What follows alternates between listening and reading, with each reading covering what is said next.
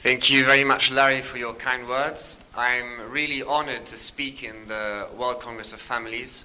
Honored also to be for my second time here in this beautiful city, this beautiful country.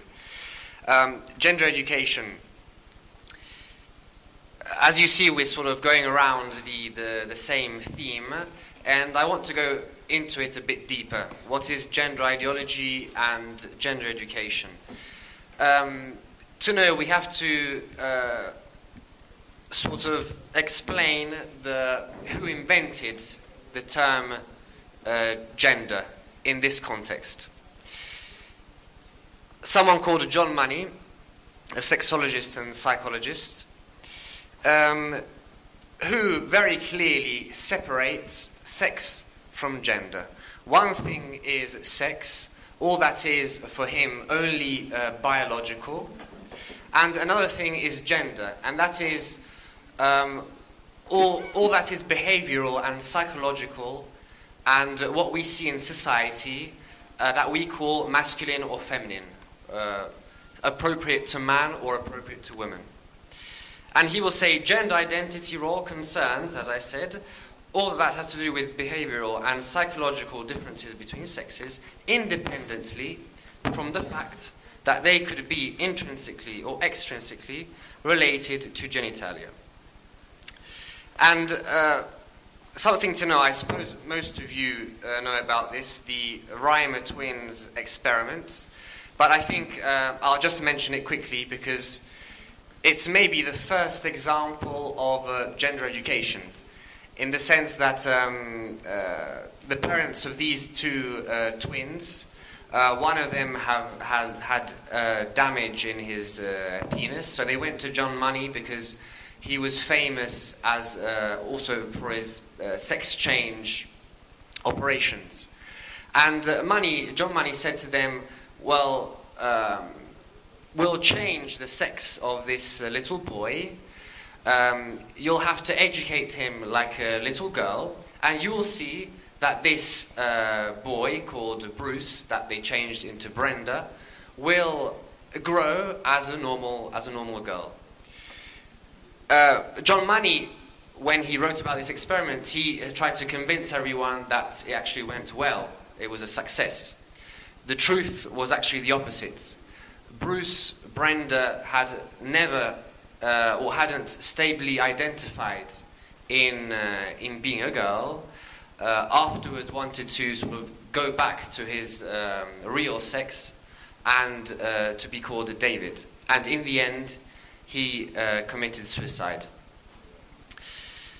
But this experiment sort of tells us quite clearly what gender ideology is all about.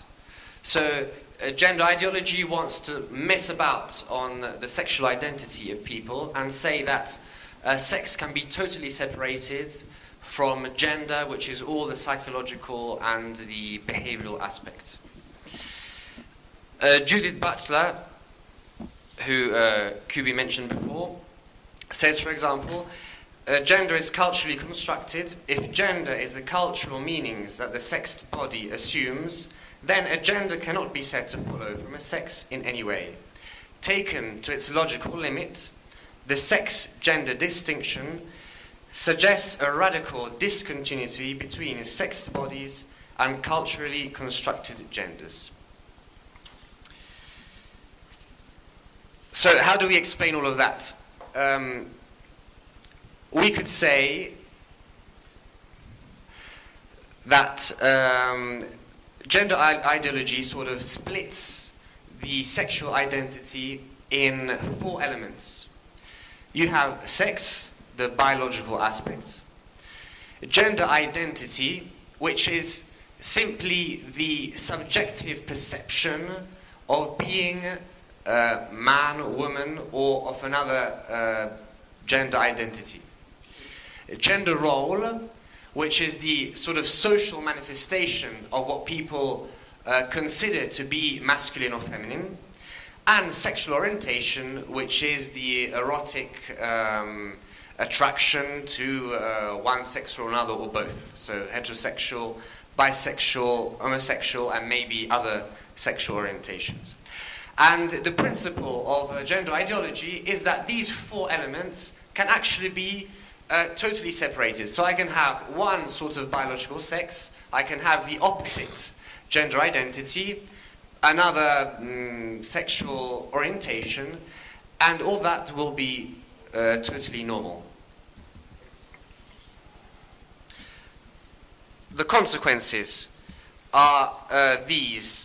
Any social or behavioral difference between man and woman is purely a cultural construct. What the gender theory fails to see that many behaviors of men and women are maybe not biologically determined, but are biologically based. For example, so nature sort of pushes in one way. For example, boys play more violent games than girls. Obviously, that they are not determined to do it in the sense that a boy can freely choose maybe to play another thing. But nature, it is a nature-based behavior. Girls are more inclined for caring for people, for example. It is not sex-determined, but sex-based.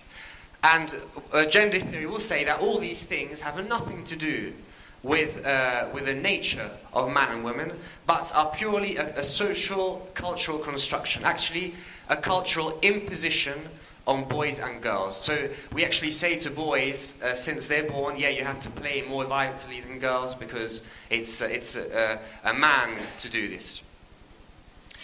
Then, all sexual orientations, like homosexuality, are normal, natural, and acceptable. Because, as I said, sexual orientation is a separate element from sex. The family, as a union between a man and a woman, is a cultural construct. So, the normality of homosexual unions and marriages. That's because family is the first society. And gender theory says that all that is social is independent from sex. All gender identities, transgender, transsexual, are normal and acceptable. And finally, to refuse any of the above points will make you homophobic or transphobic. We have this obviously in the law and in international organizations. The Council of Europe, this is a resolution from last year, I think April 2015, discrimination against transgender people in Europe, that actually asks the states to develop quick, accessible procedures based on self-determination to change the sex or gender in all sorts of documents, passports, etc. So I can say, yeah, I want to be a woman, and the state should allow me to change my gender. This resolution says the states must consider including a third gender option, I think in Germany it has been done, in identity documents for those who don't identify in man or woman. And it also introduces this right to gender identity. What does that mean? It gives every individual the right to recognition of their gender identity and the right to be treated and identified according to this identity. So if I, male, perceived myself as a woman, you would be obliged to treat me and identify me as a woman. Because if you don't, you are violating my rights to gender identity and you are all transphobic. This ideology produces an education.